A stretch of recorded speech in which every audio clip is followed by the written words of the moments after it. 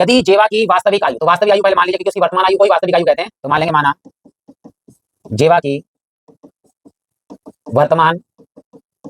वर्तमान को ही इन्होंने नोट किया है वास्तविक से, वास्तविक आयु ये हमने मान लिया x वर्ष, ठीक। उसके बाद उसने कहा है से वास्तविक आयु से 5 वर्ष छोटी होती, यानी 5 वर्ष छोटी हो जाए, यानी कि नई आयु जो है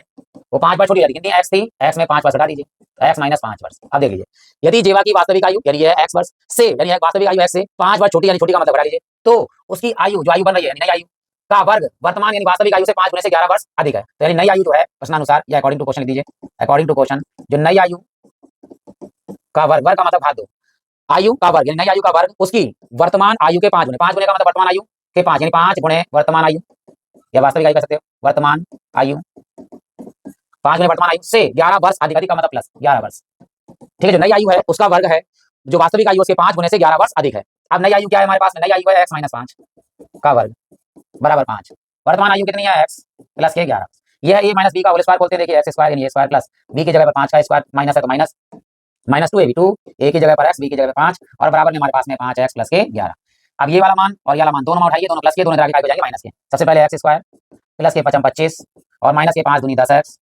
और माइनस के 5x और ये माइनस के 11 बराबर 0, सही से लिख देंगे। देखिए सबसे पहले x स्क्वायर, फिर माइनस के 10 और 5 कितने हो गए 15x, प्लस के यहाँ पर है 25 और ये सॉरी ये है हमारे पास में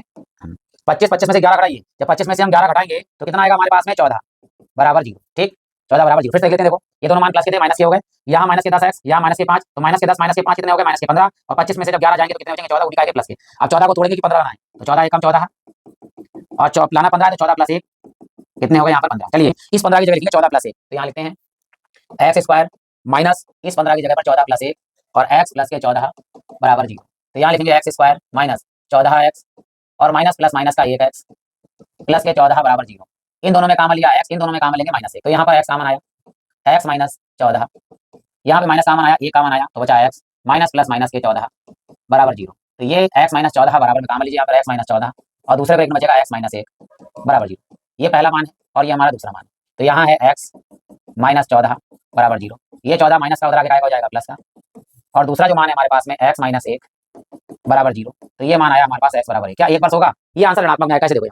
यहाँ पर जब हम x का मान 1 लगाएंगे, 1 में से माइनस 5 और 1 में से माइनस 5 जाएगा तो माइनस 4 बचेगा, तो ये जो मान है ये मान है, ये मान क्या है अमान है, हमारा आंसर ये क्या है सही है। तो बस ये याद रखना क्या लिखा है कि उसकी वर्तमान आयु कितनी है, वर्तमान आयु ऐसे तैयार लिखेंगे, आता है वर्तमान आयु जो है वो x बराबर कितने वर्ष है 14 वर्ष, 14 वर्ष, 1 वर्ष मत लिख दीजिएगा क्योंकि